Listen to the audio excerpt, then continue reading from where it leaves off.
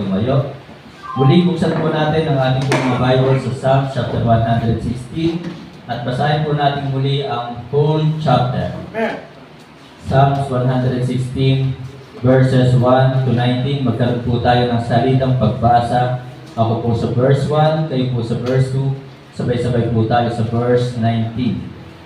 Tunay po na dakila ang ating pong Diyos at ito po ay dapat natin laging ipagpasalamat sa Kanya. Na maaari meron po tayong mga problema, pagsubok na pinagdadaanan, still ang ating pong Diyos ay tapat at ang ating Diyos ay napakabuti. So verse 1, I love the Lord because He hath heard my voice and my supplications. Verse 2 kayo po. Because He hath inclined His ear to me, therefore I will call upon Him as long as I live. The sorrows of death compass me, and the pains of hell got hold upon me. I found trouble and sorrow. Verse 4. Then call I upon the name of the Lord, O Lord, I beseech Thee, deliver my soul. Gracious is the Lord and righteous, yea, our God is merciful. Verse 6. The Lord preserveth the sinful. I was brought low, and He helped me. Return unto thy rest, O my soul, for the Lord hath dealt bountifully with thee. Verse 8. For Thou hast delivered my soul from death, my eyes from tears, and my feet from falling. I will walk before the Lord in the land of the living. Verse 10. I believed, therefore have I spoken. I was greatly afflicted. I said in my haste, all men are liars. Verse 12. What shall I render unto the Lord for all His benefits toward me? I will take the cup of salvation and call upon the name of the Lord. Verse 14. I will pay my vows unto the Lord now in the presence of all His people. Precious is the sight of the Lord, is the death of His saints. Verse 16. O Lord, truly I am Thy servant. I am Thy servant, and the son of Thine handmaid. Thou hast loosed my bonds. I will offer to Thee the sacrifice of thanksgiving and will call upon the name of the Lord. Verse 18. I will pay my vows unto the Lord now in the presence of all His people. Verse 19, all together ready read. In the courts of the Lord's house, in the midst of thee, O Jerusalem, praise ye the Lord. Tayo pong lahat ay yung pumungkit, tayo po'y manalangin. Dakilang Diyos na makapangyarihan sa lahat, aming Ama na nasa langit, na mapagpala at mapagbiyaya, tapat kailang paman. Kami po ay patuloy na nagpupurit, nagpapasalamat. Maaaring kami po ay dumaranas ng mga pagsubok, meron kami mga problemang pinagdadaanan, patuloy ka namin pupurihin at sasambahin, sapagkat dakila ang iyong katapatan sa amin. Nananatili kang mabuti sa aming buhay, kami ay maraming pagkukulang, subalit nandoon ang iyong awat habag sa amin, ang iyong pag-ibig ay hindi po nagkulang at hindi po nagbago. Salamat sa hapong ito na muli kami po ay makapanambaan sa iyo, makakasama ka namin at kami po ay naniniwala na iyong pong presensya ay narito po sa aming pong kalagitnaan. Sapagkat sinabi mo po sa iyong pong banal na salita kung saan mayroong 2 o 3 na nagkakatipon-tipon sa iyong pangalan, naroon ka sa aming kalagitnaan. Salamat sa hapong ito, sa presensya ng bawat isa. Tunay na ang presensya ng mga kapatiran na nandirito ngayon ay nagbibigay sa amin ng kalakasan upang kami po ay patuloy na magamit sa iyong gawain, patuloy ka namin paglingkuran. Dalangin ko po kayo pong magbalik ng pagpapala sa kanila pong buhay. Nalalaman mo po, Ama, ang kanila pong mga kailangan. Dalangin kami po ay umaasat na nananampalataya, inyo pong titinggin ang kanilang mga panalangin, sapagkat kailanman hindi mo po pinabayaan ang iyong pong mga anak. Banal Espiritu, puspusin mo po kami paunahan sa lahat ng aming gagawin. Pagkalooban ng knowledge at wisdom, understanding sa inyong pong banal na salita, itago mo po ako muli sa inyong pong likuran. Ito po yung aking dalangin sa pangalan po ng aming Panginoon Jesus. Amen. Sa mapagpalang hapon po sa ating lahat, kagalakan, meron po tayong bisita. At ngayon ko lang po sila na-meet ng personal at maaaring isa sa dahilan bakit po sila napadpad dito ay una ay ang ating Diyos. Yun po ang dahilan. At pangalawa ay sino Brother Mate or Brother Matlon. Tama po ba? So So, and then, nagulat na lamang po ako na sila po ay si Brother Andrew. Nag-friend request siya sa akin, in-accept ko naman. And then, nag-message. So, yun. So, salamat sa inyong pong pagdating ngayong hapon. Kayo po ay welcome dito. So, lahat ng mga kapatiran ay welcome po dito. So, yan po si Brother Romel. Malayo pa po yan from Balayan. Pero dito po siya nagtatrabaho sa LHK. Kaya dito na po siya nakakapanambahan. Okay, and then, yung mga ito po, mabini pa pa. Sina Brother Rocky. So, doon po sa subdivision. Mars. Okay. Talaga hindi pa tatalo yan. Okay. Sa mapagpalang hapon po, ang sabi po ng verse 12, mga kapatid, mga minamahal, what shall I render unto the Lord for all His benefits toward me? Ito po yung mensahe ngayong hapon, ito po yung title ng mensahe ngayong hapon, na kayo po ba sa inyong pong buhay, minsan po ba ay inyo po bang naitanong sa inyong sarili na ano ang aking igaganti sa Panginoon? Tunay na napakabuti po ng ating Diyos. Mabuti ang ating Diyos, tapat ang ating Diyos, marami tayong pagkukulang, and yet ang Diyos patuloy na nagpo-provide ng ating mga kailangan. Ang ating Diyos ay hindi nagsasawa, hindi napapagod, na tayo ay biyayaan sa ating pong buhay. Kaya talagang dakila ang katapatan ng ating Diyos, at ito po yung dahilan bakit tayo dapat na patuloy na magpasalamat. Thank you, Lord, for all your blessings in us, di ba? Na talagang maaaring tayo po'y mayroong pinagdadaanan, meron tayong mga bagyong pinagdadaanan, at inawit nga kanina, 1,000 storm, di ba? Maaaring madami na tayong bagyong nilampasan, pero still, napakabuti ng Diyos. At ngayon, ating pong tanungin ang ating sarili, what shall I render unto the Lord? Ano yung ating ibabalik? Ano yung ating igaganti sa kabutihan ng ating Diyos, ng ating Panginoon sa ating lahat? Tunay na talagang napakabuti ng ating Panginoon. Ang sabi nga po dito sa verse 2, because He hath inclined His ear unto me, ang Diyos ay dinirinig ang ating panalangin. Ako nga po'y nagpapasalamat na talagang in-extend ng Diyos ang aking buhay, na ako'y dati nagkasakit ng rheumatic heart nung ako po ay second year high school, at salamat na-extend at maraming aksidente sa motor, na talagang hindi lamang po basta aksidente ang aking mga pinagdaanan nung ako po ay unbeliever pa, pero salamat in-extend ng Diyos, buhay pa, na talagang pumutok na ang aking ulo, kaya ako ganito na lang buhok ko, di ba? Nabawasan. Okay? So, yun po, talagang hindi po basta-basta yung mga aksidente ko sa motor, na talagang basag ang helmet, pero salamat pa rin sa Panginoon, in-extend niya ang aking buhay, at nakakilala nga po ako sa ating Panginoong Sus. So, dinirinig po ng ating Diyos ang ating mga tinig, ang ating mga daing, ang ating panalangin. Kaya sabi po dito ni King David, I don't know if kung si King David nga sumulat nito, unknown.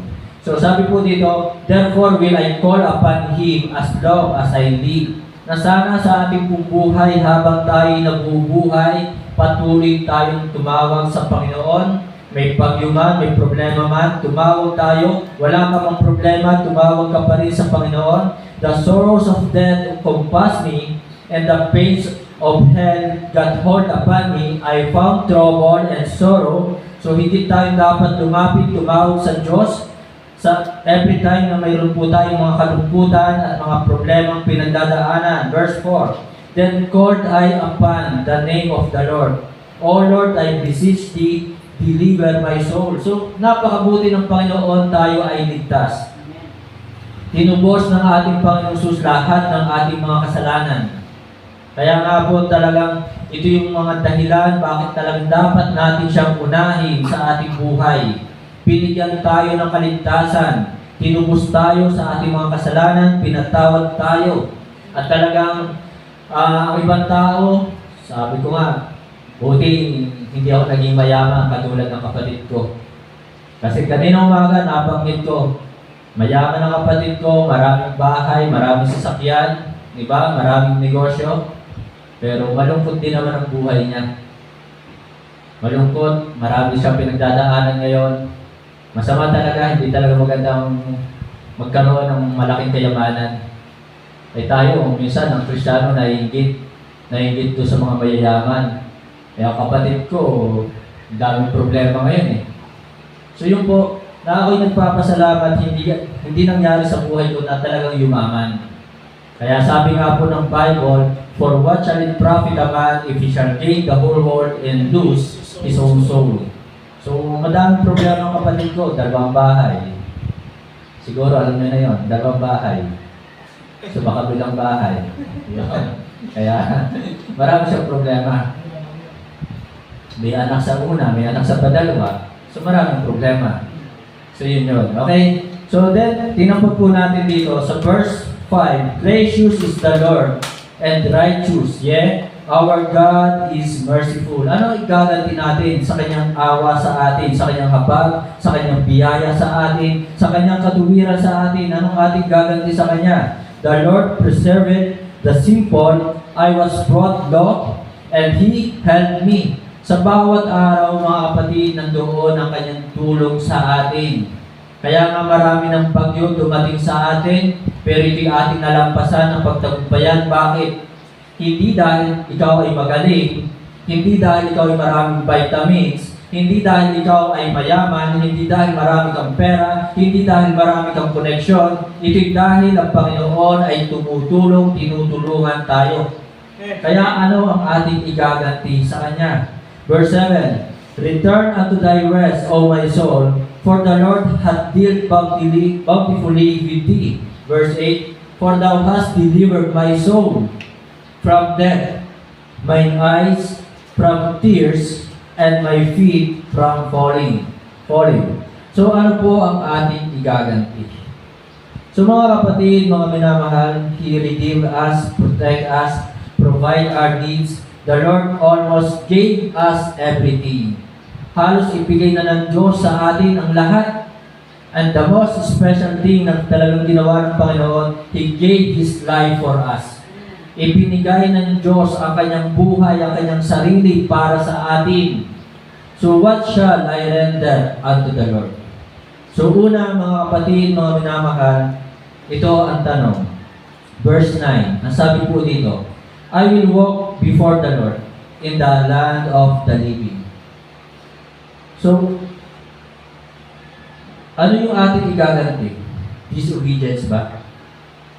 Ito ba yung ating igaganti sa ating Diyos, sa ating Panginoon? Disobedience. Yung hindi pagsunod. So sabi po dito, I will walk.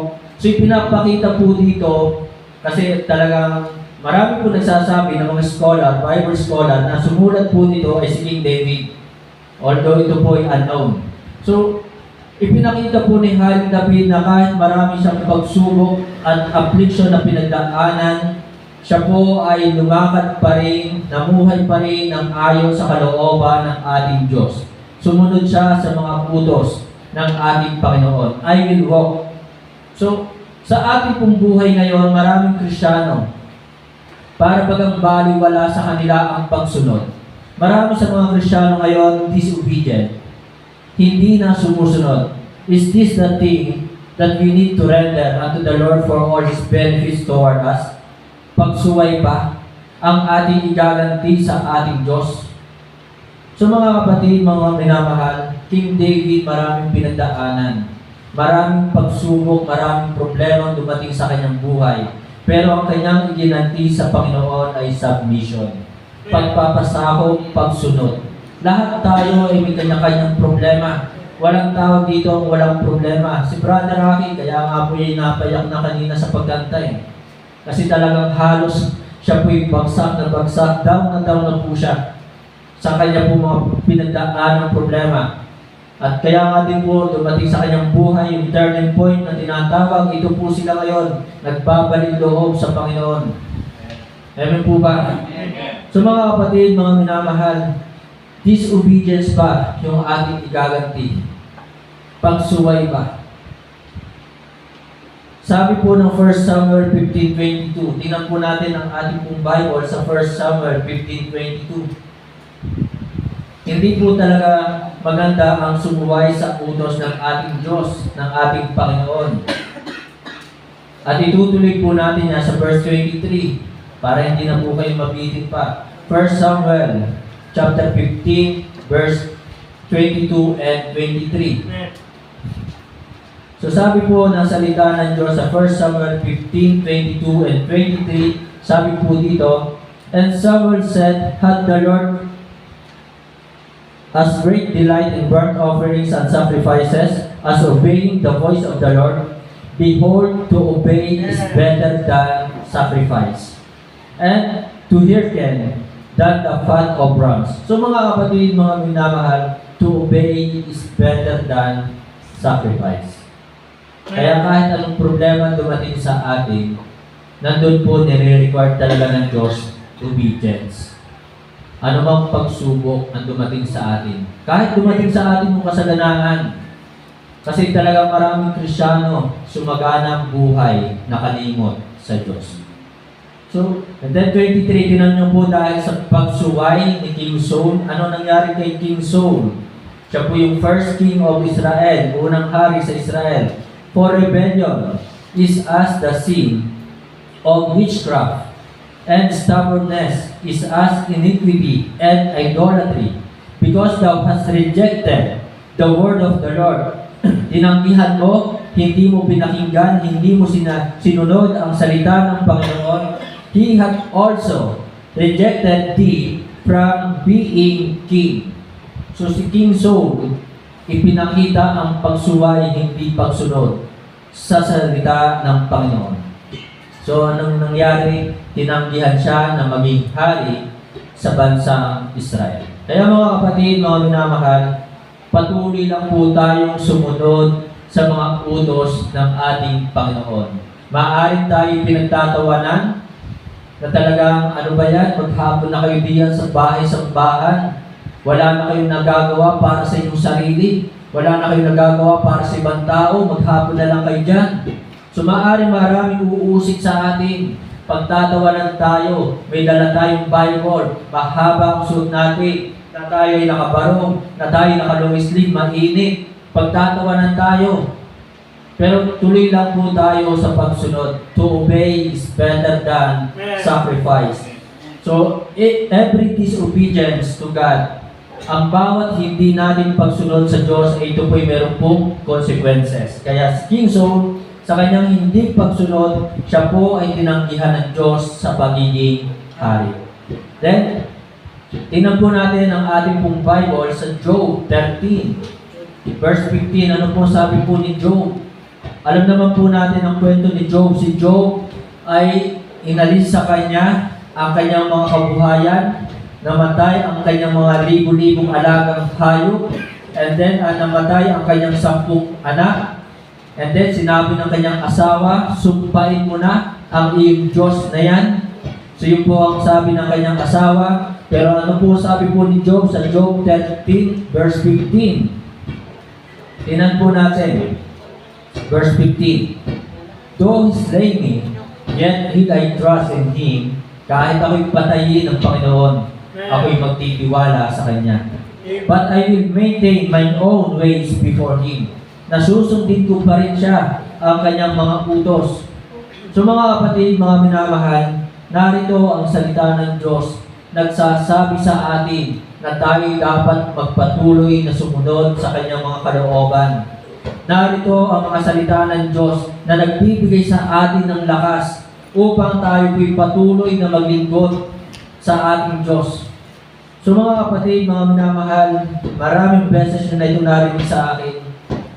Dito talaga sa gawain, lahat naman ng gawain may discouragement. Lahat naman ng mga gawain, meron po talaga mga appendicitis diyan eh. Meron talaga nakaka-offend. Pero dahil ako ay naniniwala, ito yung katotohanan, ako'y nasa katotohanan, ito yung nagtulak sa akin para ako'y manatili sa gawain ng Panginoon. At sinabi ko na sa inyo minsan, nung ako'y nandun pa sa Lemery, nung ako'y worker pa doon, naramdaman ko talaga halos i-down ako ng mga kapatiran. Nakaka-down talaga. Pero ganun pa man, tinanggap ko ang lahat ng iyon sapagkat sinasabi ko, na higit pa nga ang pinagdaanan ng Panginoong Jesus kaysa sa akin. Amen. Kaya mga kapatid, kahit saan tayo pumunta, talagang meron pong discouragement, meron pong mga nakaka-offend, pero ganun pa nga, ang nais ng Diyos sa ating magpatuloy po tayo. Obey, it is better to obey than to sacrifice. So yun po, sa hindi pagsunod ni King Saul, siya po ay tinanggihan ng Diyos na maging hari. Then, tinan po natin ang ating po Genesis, ang ating Bible, sa Genesis chapter 3, 16, 17, 19. Ito po ay si Adam. Ano nangyari dahil sa sumuway si Adam doon sa utos ng Diyos?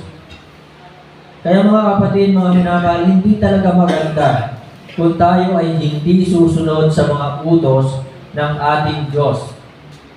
Genesis chapter 3, verse 16. Unto the woman he said, I will greatly multiply thy sorrow and thy conception. In sorrow thou shalt bring forth children, in thy desire shall be to thy husband, and he shall rule over thee. Dahil sa kanilang pagsuway sa utos ng Diyos, ay talaga kung bakit ngayon ang mga kababaihan ay nahihirapan sa panganganak. Kung hindi sana sumuway, ay di sana wala ng mga CS na yan, ano? Madali lang yata ang mga anak. Ay dahil sumuway sina Adam at si Eve sa utos ng Diyos, ito ang naging kaparusahan sa kanila. Yung mahihirapan sa panganganak. And then verse 17, And unto Adam he said, Because thou hast hearkened unto the voice of thy wife, sinunod ni Adam ang boses, ang tinig or utos ng kanyang asawa, and hast eaten of the tree of which I commanded thee, saying, Thou shalt not eat of it, cursed is the ground for thy sake. So, isinumpa yung lupa para sa alang-alang kay Adam. In sorrow shalt thou eat of it all the days of thy life. Na talagang kailangan bungkalin pa ni Adam. Kailangan niya talaga magtrabaho ni Adam. Ay doon, nung nandun sila sa Garden of Eden, pipitas lang sila, kakain na, busog na. Ay dahil sa kanilang pagsuway, ay kung bakit sinabi ng Diyos, Adam, simula ngayon sa araw na ito, magbubungkal ka na. Kakain ka, pero ikaw ay kailangan magbungkal, bubungkalin mo ang lupa, magtatanim ka. So pinalis po sila doon po sa Garden of Eden. Verse 19. Tingnan niyo po Bible. In the sweat of thy face, sa pawis ng iyong mukha. Yun. Ay nung nandun sila sa Garden of Eden, hindi sila pinagpapawisan. Talaga napakadaling pumitas ng prutas at kakain na lamang. At ngayon, ang sabi po dito, In the sweat of thy face shalt thou eat bread. Kailangan mo ng pagpawisan, pagtrabahukan. Kaya sa ating po panahon ngayon, kung gusto mo magtagumpay sa buhay mo, magsikap at talagang mag-aral ng mabuti. So, huwag nating hangarin yung mga madaling katagumpayan. Huwag nating tularan, huwag nating tignan ang mga taong madaling nagtagumpay sa kanilang buhay. Kasi ang taong madaling nagtagumpay sa buhay na hindi dumanas ng matinding pagsubok, kapag dumating sa kanyang pagsubok, madali din siyang babagsak. Amen po ba? Kaya bago natin tingnan yung katagumpayan ng maraming tao, tingnan natin yung kanilang mga pinagdaanan. Kaya ganun din po ang tinitingnan ko doon sa mga maraming kapastoran. Maaring malaki na ang kanilang gawain, pero tinitingnan ko na bago nila narating ang ganong sitwasyon, ako'y naniniwala, lagi ko rin naman naririnig, napakaraming hirap ng kanilang pinagdaanan. At sabi nga ni Brother RJ, Pastor, kahit pala dito sa Project 8, malaki ng gawain, meron din pala dito mga problema. So akala niya, yun lamang mga maliliit na gawain na katulad nito, mayroong mga problema. So nung nakarating siya sa Project 8, nakita niya ang gawain doon malaki, pero pagdating niya doon, nagkaroon ng division. So hindi naman dahil sa kanya. Okay? Baka isipin ninyo dahil sa kanya. Ako'y nagpapasalamat si Brother RJ, talagang nagiging kagamit-gamit doon sa Project 8. So yun po mga kapatid, mga minamahal, na talagang hindi maganda kung tayo ay susuway sa Diyos. So si Adam sumuway, kaya sabi po ng Roma chapter 5 verse 19. Tingnan po natin ang ating pong Bible sa Roma chapter 5 verse 19.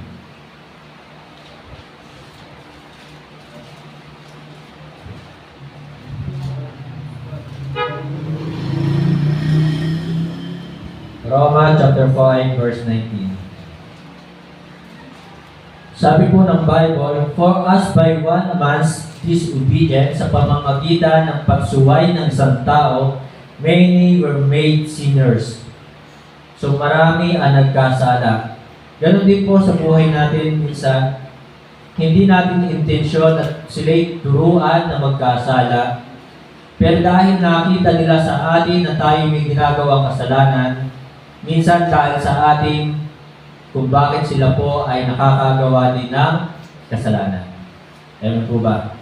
Kaya sabi po dito, "For as by one man's disobedience many were made sinners, so by the obedience of one shall many be made righteous." So ito po yung kasalanan. Yung una, kasalanan po ni Adam. And then yung pangalawa naman po dito, yung obedience na tinutukoy po dito, yung pagsunod ng ating Panginoong Jesus. Dahil sa kanyang pagsunod sa ating Diyos, marami ang naging matuwid. Amen po ba?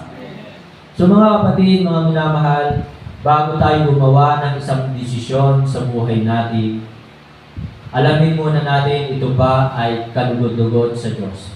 Ito ba ay ayon sa kalooban ng Diyos. Sapagkat kung hindi ito ayon sa kanyang kalooban, malinaw na ito po ay kasalanan. Malinaw na hindi ito makakapagbigay sa kanya ng kaluguran. Kaya mag-isip-isip po tayo bago natin gawin ang isang desisyon sa ating pong buhay. And then, Numbers. Tinampa po natin yung mga sumuway sa ating Diyos, sa ating Panginoon. 16. Ito na yung sinasabi ni Brother Edwin. Si Korah, Dathan, and Abiram. 16:27-32. Numbers. So nais ko lamang po tingnan ninyo, makita ninyo na talagang sa ating buhay marami tayong bagay na nagagawa na hindi ayon sa kalooban ng Diyos. Kaya wag po natin piliin ang mga bagay na hindi makakapagbigay sa Kanya ng kaluguran. Numbers 16:27-32.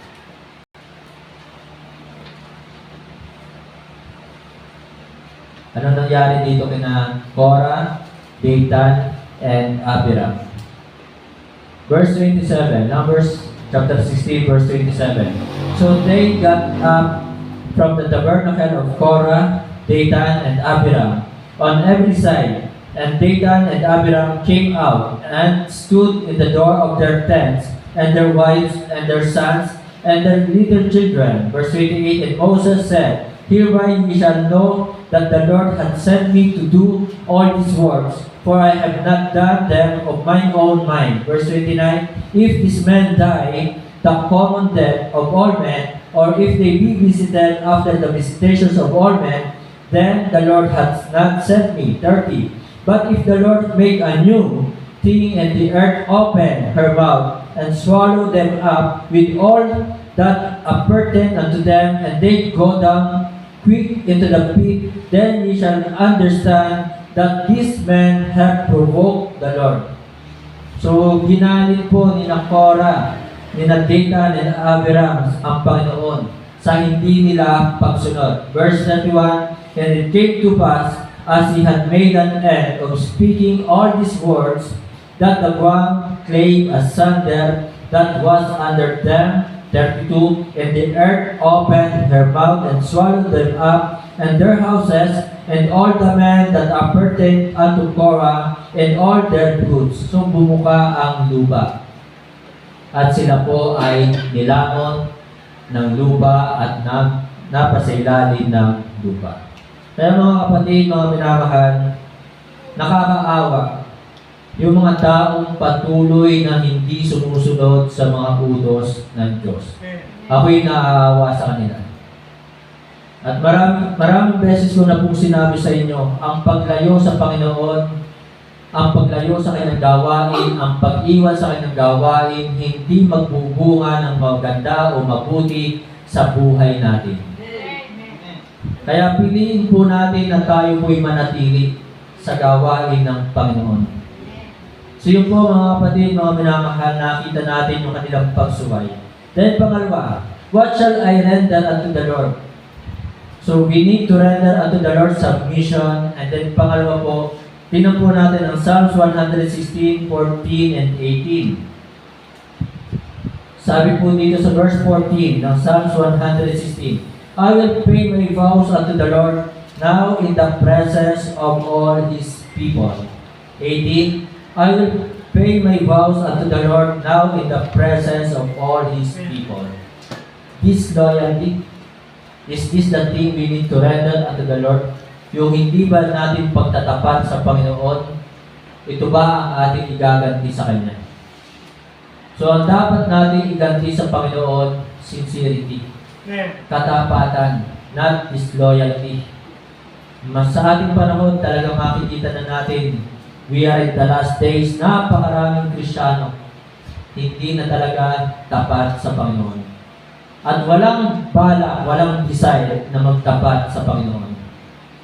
Sana ilagay natin sa ating puso na tayo ay magtapat sa Panginoon. Kung kayo tapat sa inyong mga asawa, natigil si Kuya Luis diba? Ay dapat tapat din tayo sa ating Panginoon. Okay? So, yun po mga kapatid, mga minamahal. Max naman, tikit. At talaga naman tapat ang dalawang ito sa isa't isa. At makikita ko naman wala talagang iba. So, talagang tapat. So, dapat ganun din po tayo sa ating Panginoon. Talagang, kanina si Brother Luis, kahit mainit, ano po, yan ay minararamdaman, nasakit minsan ng tip-tip niyan. Pero energetic pa rin, hindi nagbabago sa pagpapaawit. Ano, Brother Andrew? Hindi mo ba napansin niya? Di ba? Talagang, nandito, mainit. Minsan talagang nahawakan niya ang kanyang tip-tip, nandito siya sa unahan. Pero patuloy pa rin nagpapaawit. So mga kapatid, mga minamahal, this loyalty, is this the thing that we need to render unto the Lord? Yung bang hindi natin pagiging tapat, ito ba ang ating igaganti sa ating Diyos? So sa buhay po ni King David, sinabi po niya dito, I will pay my vows. So patunay lamang po nito na talagang si King David ay nais at nagnanais na maging tapat sa Panginoon.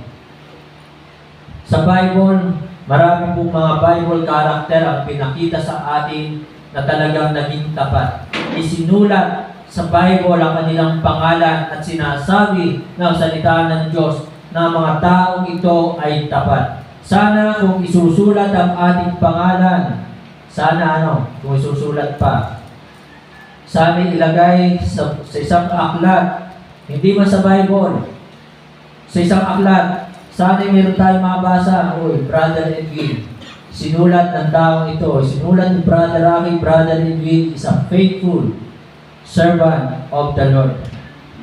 Di ba? Sana may sulat ang ating pangalan na kung isusulat ang ating pangalan ay sinasabing tayo ay tapat. So tingnan po natin ang mga naging tapat po dito sa Bible. Daniel chapter 6 verse 4. Si Daniel po yan.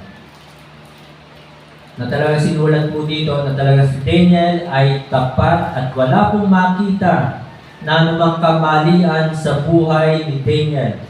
Verse 4.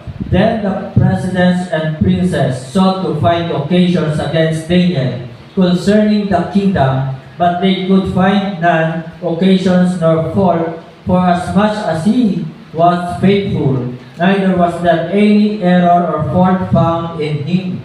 Walang error, walang fault na makikita sa kanya. Napakasarap pakinggan at talagang isusulat yung pangalan at sasabihin na ang pangalan ito ay tapat. Kaya mga kapatid, mga minamahal, sa buhay po ni King Daniel, dumanas sila ng pagkaalipin, dumanas sila ng kahirapan, pero pinakita ni King Daniel na pinili niya ang Diyos. Di ba? Kaysa sa sundin ang utos ng mga tao. sa kanyang paligid. Pinili ni Prophet Daniel na sumunod, sundin ang utos ng Diyos. Ay, maraming Kristiyano ngayon, sinong pinipili nila? Diba? Pinili nila ang kanilang trabaho, pinili nila ang kanilang pangarap, maliban sa Diyos, kaysa sa Diyos. Diba? Mas pinili nila na sundin ang kanilang mga boyfriend, girlfriend. Kaya maraming Kristiyano ngayon talagang hindi nagiging tapat sa ating Diyos. Yun ang kanilang pinili. Amen po ba? So pinili nilang kumita ng pera araw ng linggo. Nagtatrabaho araw ng linggo. Ang linggo ay araw ng Panginoon. So sa buhay po ni Daniel, ipinakita sa atin, pinili niya.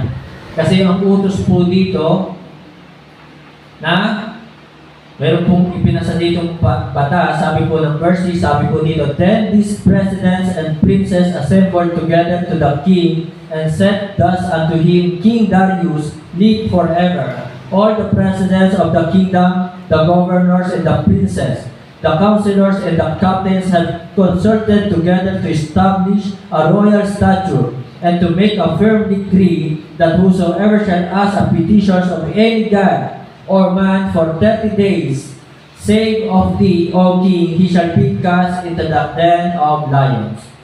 Yun yung batas na ipinagbabawal na tumawag sa sino mang Diyos for 30 days. At sino mang tatawag sa Diyos, sa tunay na Diyos, ay ihahagis doon sa yungib sa kuweba ng mga leon. Pero si Prophet Daniel, pinili niyang sumunod sa kalooban ng Diyos. Kaya natagpuan po siyang tapat. At dahil sa pagiging tapat ni Prophet Daniel, siya ba'y nilapa ng mga leon? Hindi. Kaya kung tayo po'y magiging tapat, mga kapatid, mga minamahal, napakaraming pang bagay, malalaking bagay ang gagawin ng Diyos sa buhay natin. Maaaring sa ngayon, maliliit na bagay pa lang yan. Pero still, ang Diyos ay tapat sa atin. Hindi nabawasan ang katapatan ng Diyos sa atin. Pero kung tayo patuloy na magiging tapat, balang araw makikita natin dakilang bagay, malaking bagay ang gagawin pa niya sa atin. Hihigitan pa niya yung mga ginagawa niya sa atin ngayon. So mga kapatid, magpatuloy po tayo na tayo maging tapat sa ating Panginoon. Piliin ang Diyos kapag araw ng linggo. And then 1 Corinthians chapter 4 verse 2 and 17. 1 Corinthians chapter 4 verse 2 and 17. Verse 2. 1 Corinthians chapter 4. "Moreover, it is required in stewards that a man be found faithful." Required sa atin na maging tapat sa Diyos. Maraming tao hindi tapat sa Diyos, hindi tapat sa trabaho, lalo na sa mga government official. Kaya talagang it is better to trust in the Lord than to put confidence in man. It is better to trust in the Lord than to put confidence in princes. So princes, sa Tagalog, mga pangulo. So ang maraming tao sa pangulo nagtitiwala. Diba? Sa Diyos po tayo magtiwala. So mga kapatid, it is required to us to be found faithful. Verse 17. "For this cause have I sent unto you Timotheus," or Timothy, "who is my beloved son and faithful in the Lord." Kaya mga kapatid, sana kung tayo man ay lisanin natin ng mundong ito, sana maalala sa atin na tayo'y naging tapat sa Diyos. Na tayo'y naging tapat din sa ating kapwa. Sana ito yung maalala sa atin. May maraming tao hanggang ngayon naalala pa. Bakit? Naku, yung tao yun, may utang pa sa akin. Diba? Naku, yung tao yun, nung nabubuhay, salamat na lang. Ay, pasalamat at nawala na. Kasi sobrang walang hiya pala. So mga kapatid, mga minamahal, kung tayo man ay lisanin natin ang mundong ito, sana ang maalala sa atin ay katapatan at yung pagiging mabuti natin, pagiging makadiyos po natin. So, choose God, cherish the Word of God, atin po talagang mahalin ang gawa ng Diyos, ang salita ng Diyos, pahalagahan natin ang salita ng Diyos upang sa ganon, tayo po ay maging tapat sa Panginoon. And then, 2 Timothy chapter 4, verse 7, I have fought a good fight and finished my course. I have kept the faith. So si Pablo man po ay masasabi natin na talagang si Pablo ay naging tapat. Kaya mga kapatid, mga minamahal, sa lahat ng kabutihan ng ating Panginoon, suklian natin ng katapatan. Lahat ng mga benefits, blessings na binibigay sa atin ng Panginoon, ang ating isukli sa Kanya ay katapatan, not disloyalty. Kundi ang ating pong isukli sa Kanya ay sincerity. So marami mga Kristiyano ngayon ang hindi tapat. I hope and I pray na dito sa Jesus Christ Bible Baptist Church, mayroong matag po ang tapat. Na tayo'y haharap sa Panginoon, na sabihin sa atin ng Panginoon, well done, thou good and faithful servant. Yun ang pinakamagandang maririnig natin sa Panginoon. Then, the last mga kapatid, sana'y talagang piliin, cherish, comply, and continue in the will of God. Balikan po natin Psalms 116, verse 3 and 4. Verse 3 and 4, ano po makikita po natin dito? The sorrows of death compassed me, and the pains of hell got hold upon me. I found trouble and sorrow. Then called I upon the name of the Lord. O Lord, I beseech thee, deliver my soul. So what shall I render unto the Lord? So, departure, is this the thing we need to render to for all His benefits toward us? Ito ba yung ating igaganti sa Panginoon na tayo'y lalayo sa Kanya? So si King David, dumanas man ang kapighatian at maraming taong gustong pumatay sa Kanya. At sa buhay ni King David, dumanas siya ng kasaganaan, pero hindi po siya lumayo sa kalooban ng Diyos. Patuloy siyang sumunod sa mga utos ng Diyos. Kaya mga kapatid, mga minamahal, may mga problema man o pagsubok at kung dumating man sa atin ang kasaganaan, manatili po tayo sa kalooban ng Diyos. Manatili tayo dito sa gawain ng Diyos. Huwag nating iwan. Tayo po ang mahalaga sa ating Panginoon. Kaya mga kapatid, stay in God's will. Maaaring may mga pagsubok, test, trial, and trouble. Whatever situations we have, stay in God's will. Manatili tayo sa Kanyang kalooban. Huwag nating iwanan. Ano po ba? Kanina, parehang hugot ni Kuya Luis eh. Kung mahal, huwag iiwan. Yun. Yan. O, si Brother Rocky, kung mahal, iiwan mo.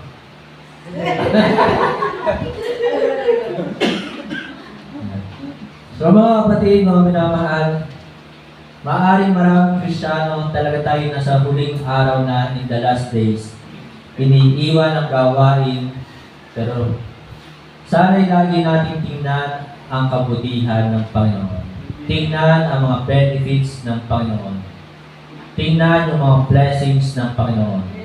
God is good. All the time. All the time. God is good. So napakabuti ng Panginoon.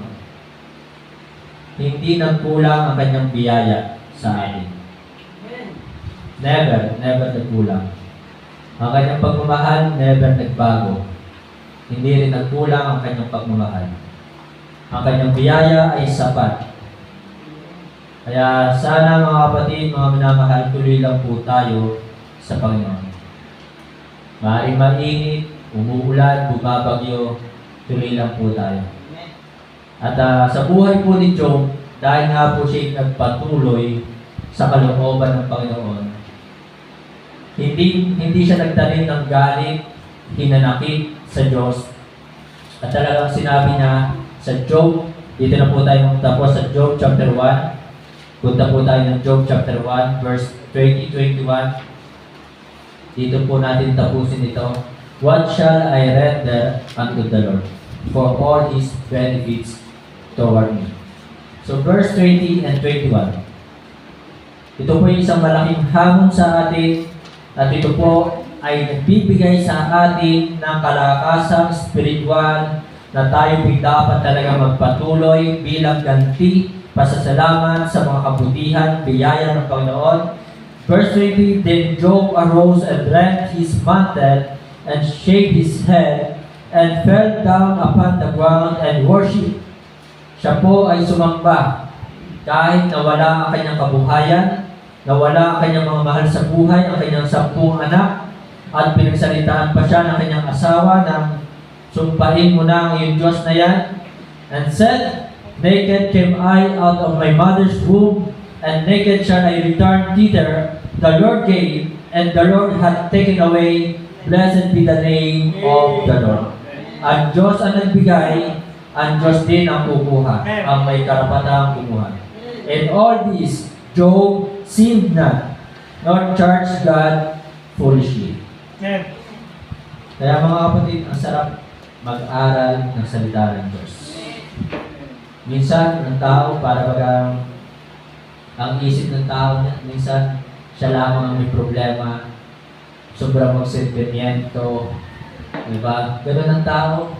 Yan yung mundo na walang Kristo, na talagang sinasabi nilang, pasad ko ang daigdig. So mga kapatid, mga minamahal, ang Panginoon, laging kasama natin, tinutulungan tayo. To God be the glory, tayo po'y tumayo. Tayo po'y manalangin. Ama namin Diyos sa langit, salamat sa inyo pong banal na salita. Kami po ay nagpapasalamat, maraming bagay ang nawawala sa amin. May mga bagay na talagang kinukuha mo. Pero ganun pa man, salamat po. Sapagkat kung mayroon man po mga bagay na kinukuha mo, pinapalitan mo rin naman po ito na mas higit pa ng the best. At sana kung mayroon pong mga bagay na nawala sa amin, sana isipin namin, suriin namin ang aming sarili. Maaaring hindi kami napagkatiwalaan kung bakit may mga bagay na nawawala sa amin.